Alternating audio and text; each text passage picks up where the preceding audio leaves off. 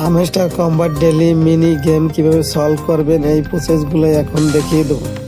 আমি সলভ করে নিচ্ছি মিনি গেম। আমি যেভাবে সলভ করব ঠিক তেমনভাবে আপনারাও ট্রাই করবেন। ভিডিওটি ভালো লাগলে অবশ্যই একটা লাইক দেবেন, একটা কমেন্ট করবেন এবং চ্যানেলটি অবশ্যই সাবস্ক্রাইব করবেন।